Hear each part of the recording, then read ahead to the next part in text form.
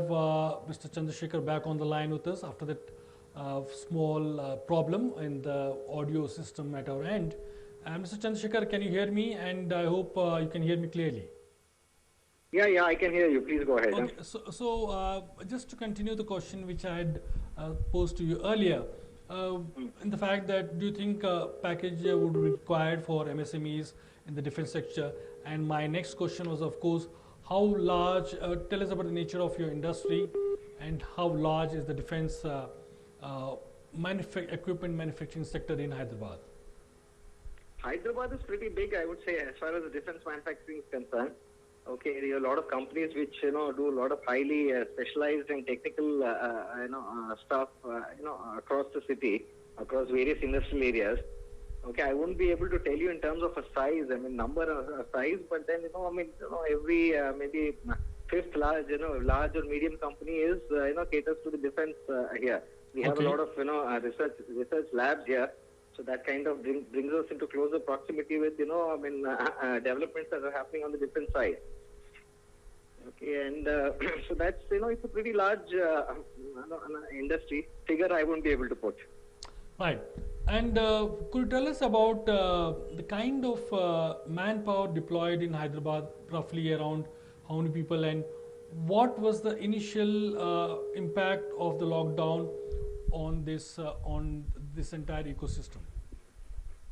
Well, the first biggest impact was that after COVID happened was people either not being able to go to office or people returning back home. Okay, if you look at Hyderabad as a technical side for the defense sector, I think we have a lot of people who are not only the local Hyderabadis but even outsiders.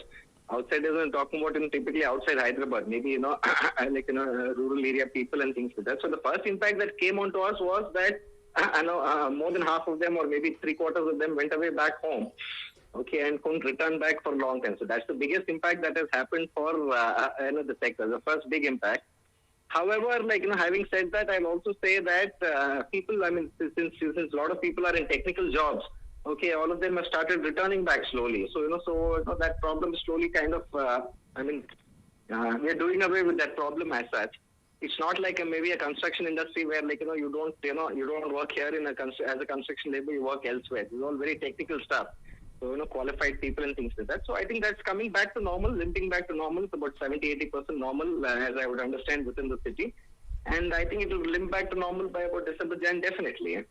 All right. And I understand that since March lockdown, your company and several manufacturers have restarted operations around a couple of months back. Is it right?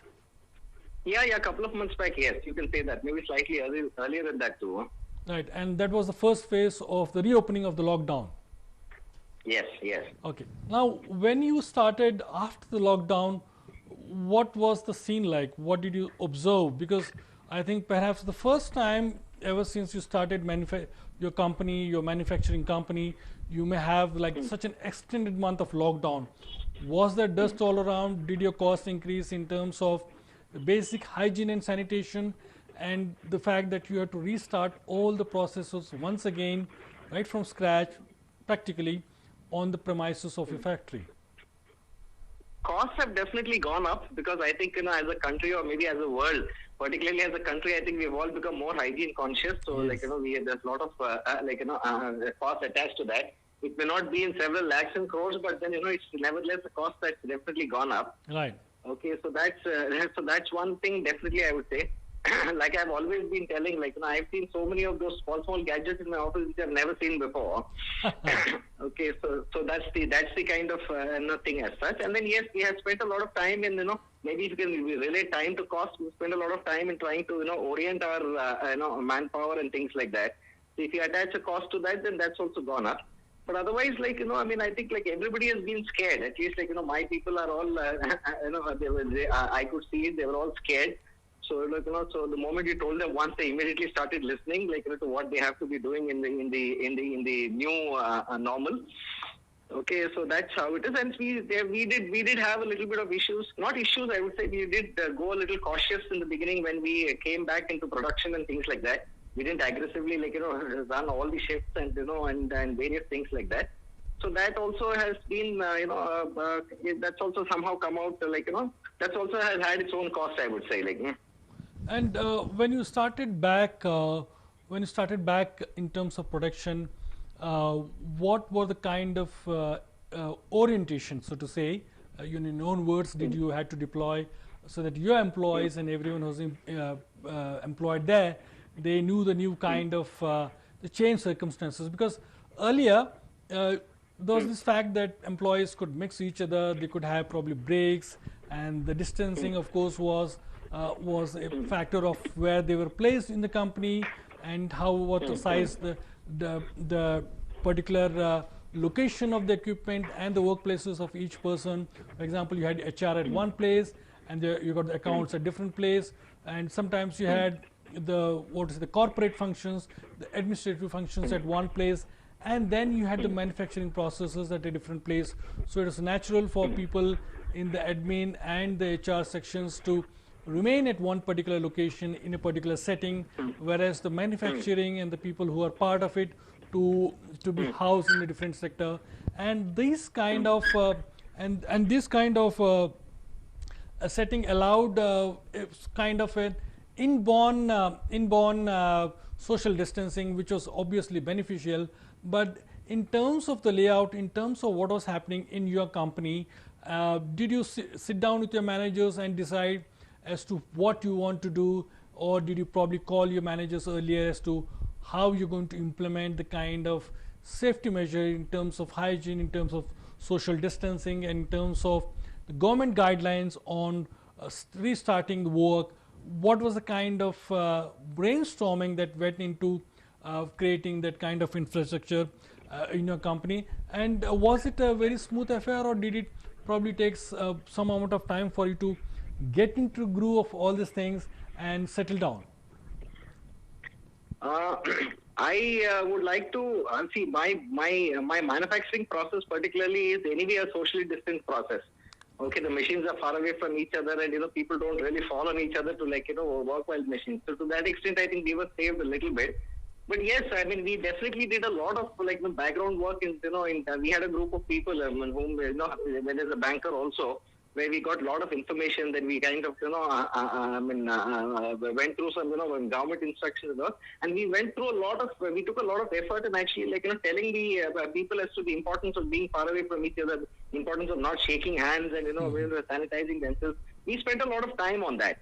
It's because we work in an air conditioned environment, so we felt that the more safer they are, it's the more easier it is to be away from the virus. So we have spent a lot of time. There were a lot of training sessions that happened. I have taken some training sessions myself, maybe 1 or 2 hour kind of sessions myself, by telling the people and then keep monitoring them, maybe to a certain extent spying on them also, whether they're doing everything right.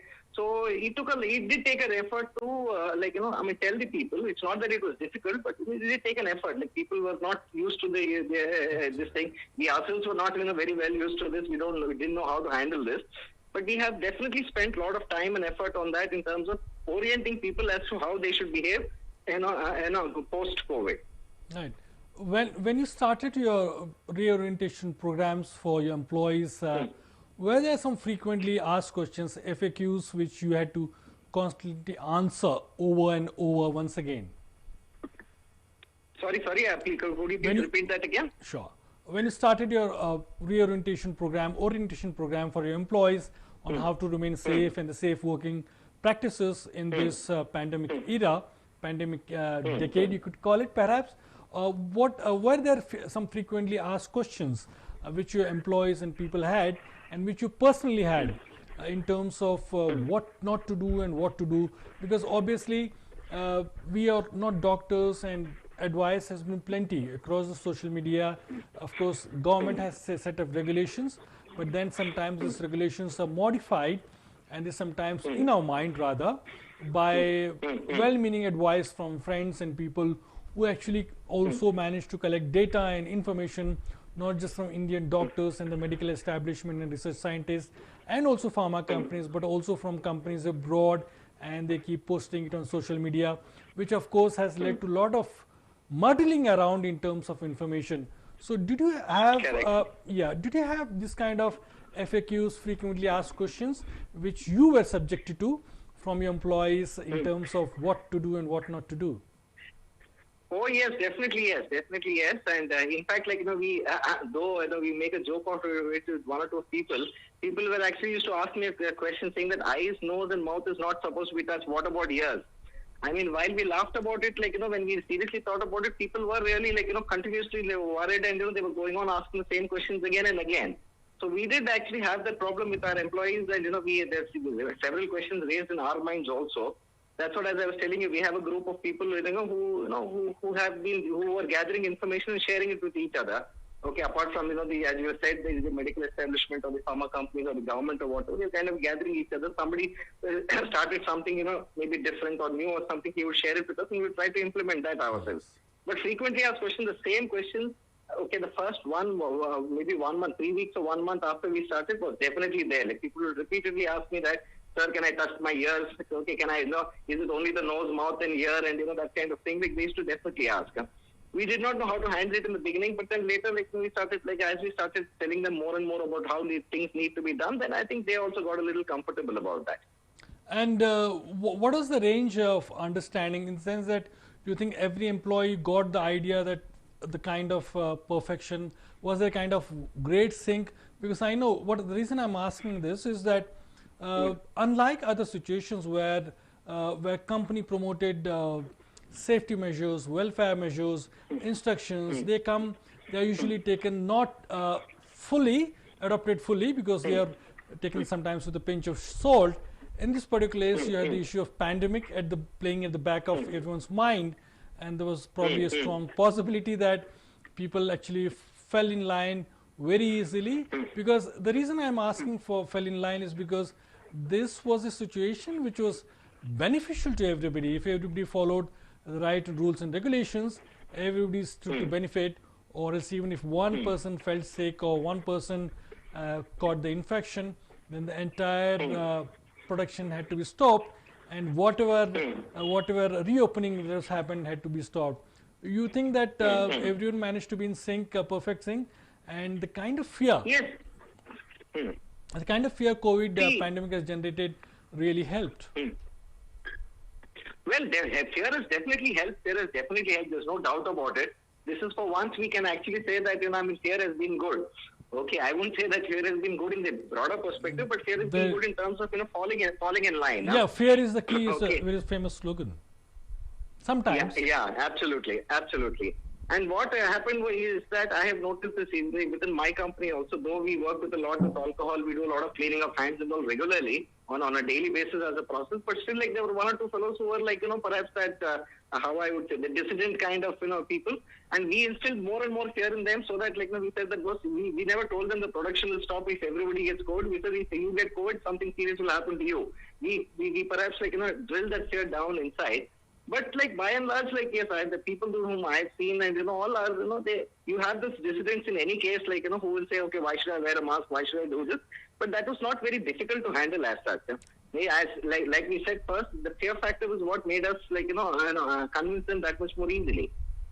And also because in certain circumstances you have a kind of social distancing which actually leads to greater productivity.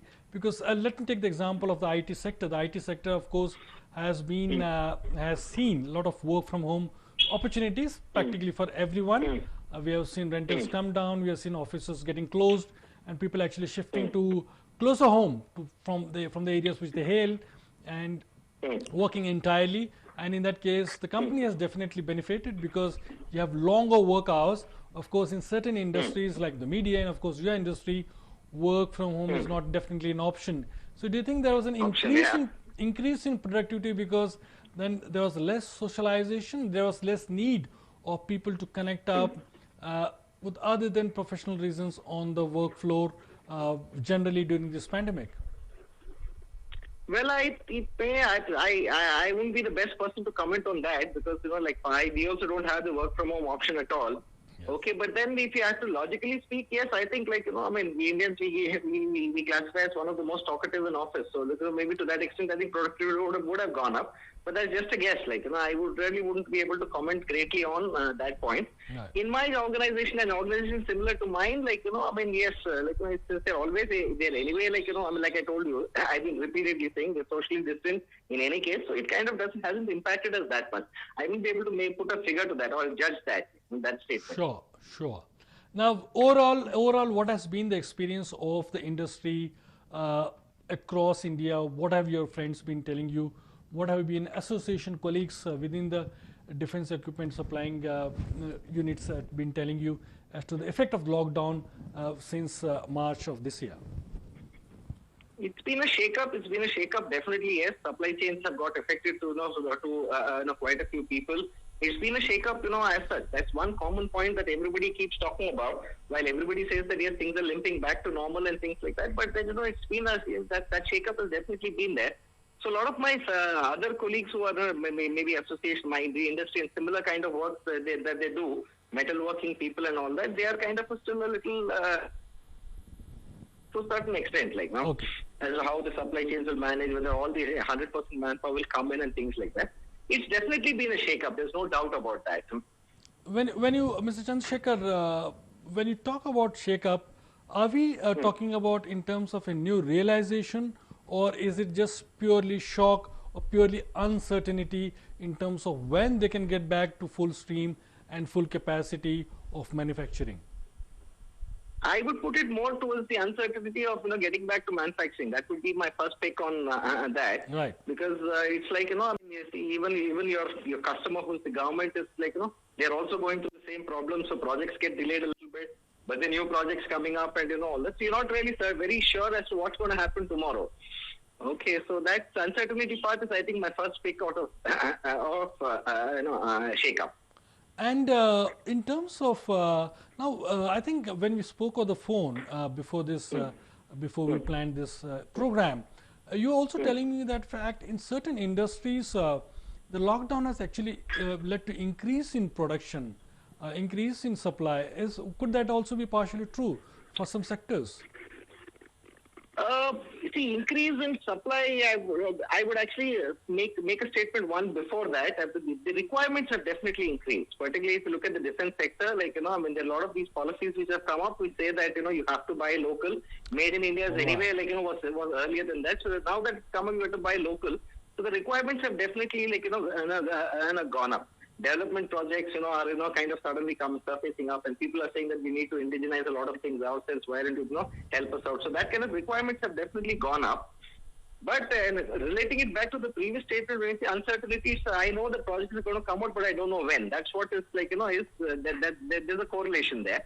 But requirements have definitely gone up. Once we get the vaccine in, I think, like, India, defense sector manufacturing is going to boom.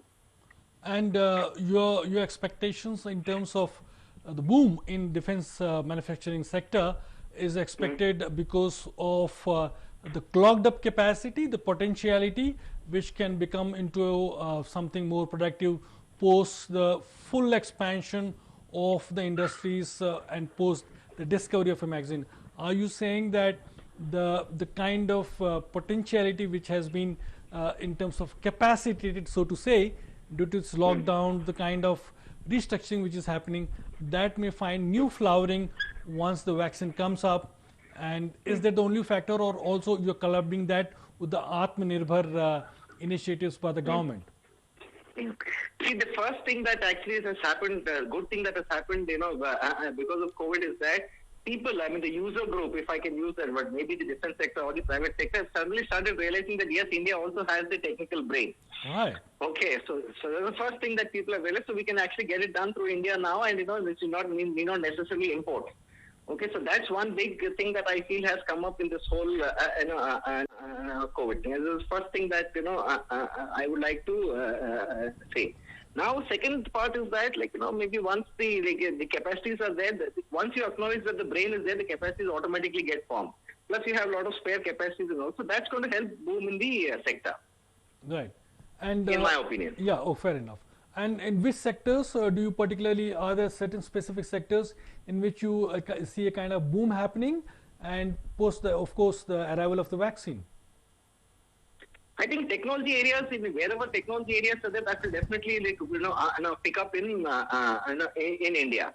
whether it's defense technology, whether it's medical instrumentation, whether it's like additive manufacturing. I mean, you take any of the high technology areas, I think that's definitely going to pick up in the country once things come back to more nearer to normal. I would say after the vaccine.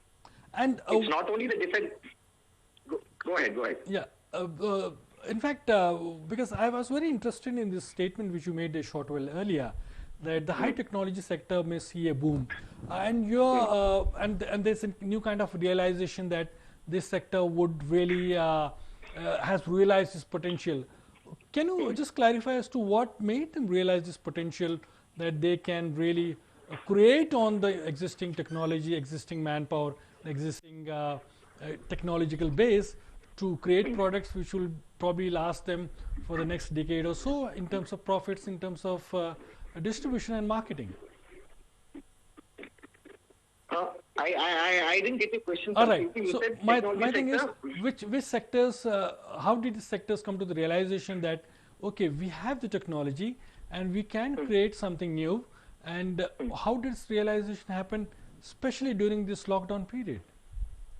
I mean, it's like realization. It's more than the sector getting the realization. Sector perhaps has always known what their capabilities are. But if you look at the user groups as such, since there's no option of maybe importing that easily from outside, let's look inside. That's what has I believe has happened. And once you start looking in, I think I think India is a very brainy country, And I'm not trying to be patriotic by saying this. I'm not trying to ring the patriotic bell, but we are really a very brainy country. So when people did not find, user groups did not find that they're able to import, they started looking inwards, and that they will look deeper inwards, and that will definitely help the boom in the in all technology sectors, right? High technology sectors, right? And I think one of the reasons why the industry couldn't actually find technology and materials during this lockdown period was the fact that the global logistical supply chain got shut down, and therefore manufacturers in India of course saw the fallout, because they were ready for production, and the kind of small technology which they needed, equipments which they needed to import it, they weren't there, and they started thinking of alternatives. But do you think there is a kind of gestation period when this kind of realization and this kind of need will translate immediately into some kind of a benefit for the ancillary industries which depend on the not just ancillary industries, but also on the major industries in terms of their own manufacturing and the kind of subletting of work which they can give to smaller manufacturers within India? No, see, it's like immediate. Definitely not. I don't think that anything is going to happen immediately. But having people actually looking into homegrown companies for technology development itself is half the battle won. Yes. Okay, so immediately no, but it will take its time. But then it's going to be it's definitely going to be it's kind of picking up, and according to me it is going to be short and more robust. Right. Okay, but not immediately. I don't think you can expect that suddenly you see technology development happening in several billions of dollars tomorrow. That's not going to happen. It's going to take its time, but it's definitely the process has perhaps started. Right. Okay. Now, coming back to slightly to the effect of lockdown, we are talking about the employees of your organization in terms of their livelihood, in terms of how they manage to survive the first initial 3-4 months. How did it go for them? Well, most of the people whom I know paid their employees. Okay, so I think day-to-day survival was not a great issue perhaps for them. So if money is available there, like I always say, half the battle won there. Right. Okay, so that's how people have managed. Our people, and people known to us, and people nearby us have managed. Right. And in terms of the daily wage labor, which actually is employed in several ancillary activities, how was their condition? I understand that many of them are yet to come back, so that to their units, to units where they work as daily wage laborer, and are there any efforts to call them back? There have been efforts to call them back. There have been efforts definitely to call people back, because an old team, an established team is always better.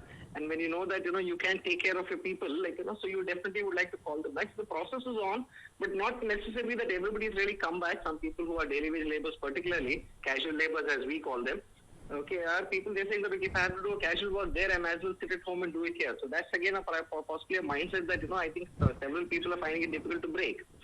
Okay, but it's like, I mean, maybe vaccine comes and, people get assured. I think that also should go down, is what I would like to believe. And what's the estimate of the amount of time required for this vaccine to come out?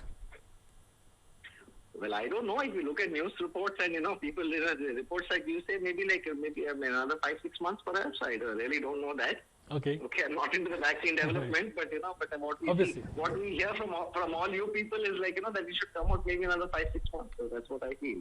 Right. Okay. Let's assume the scenario that the vaccine is out. What will immediately happen in your sector? Of course, we are talking to several sectors of economy and the effect this pandemic has had on them. But in terms of your sector, what will be the immediate effect of the vaccine? And from then on, what could be the kind of curve which your industry takes ahead? I think it should take a good curve up, I would say upward curve, because once the vaccine comes, people's fear is gone, so more number of people come in. What is perhaps 60%, 65%, 70% of manpower being in will become perhaps 100%. But the market still remains. I mean, these new policies and new markets that have opened, they still remain.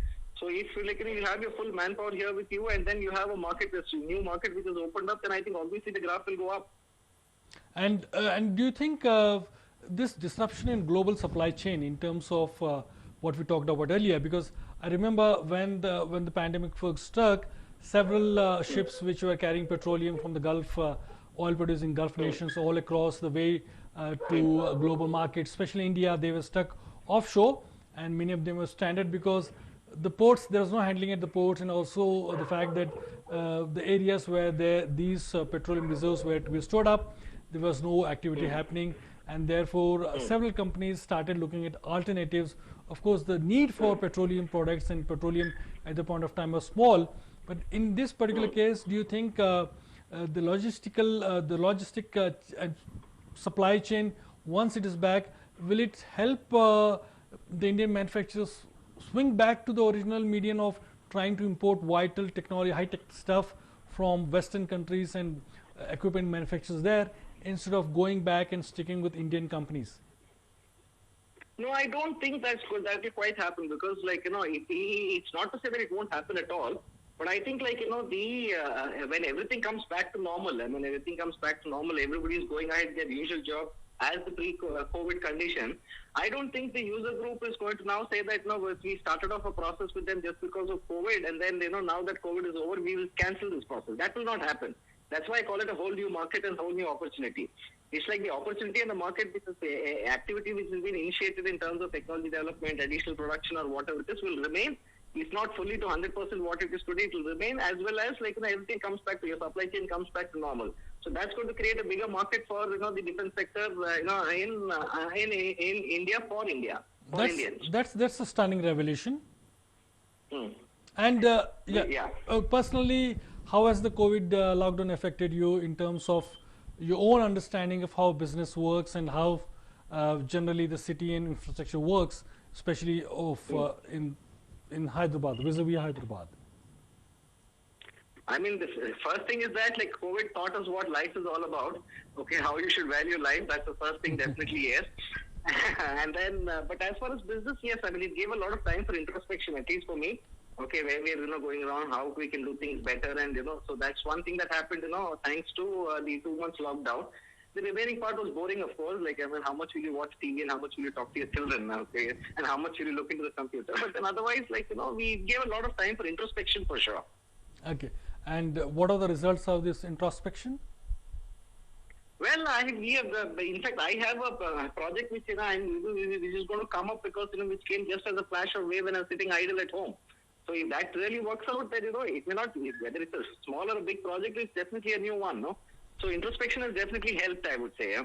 And this kind of introspection and this kind of eureka moments, have they happened for people across the industry? What has been the stories which you've been hearing from people in the same sector. See, I don't know about a story, but I would definitely say for perhaps everyone who was sitting at home at that point in time, it's like, like I always keep saying, how much can you watch TV? Like, so you have to start thinking about it. So I'm sure everybody would have gone through some phase of introspection, is what I would say. Right. Now, how many have taken it positively and implemented is anybody's guess. Right, right. And your final take on the next 6 to 7 months of the defense sector? I'm pretty excited. Okay, and I'm pretty excited. I'm looking forward also. Okay, and thanks to some key decisions taken by us as a country, okay, government and all related. I'm pretty excited. I feel that it's going to be a boom. At least if you really narrow it down to my sector, it's definitely going to be a boom. Right, and could you also reiterate the reasons for the kind of positive outlook which you have?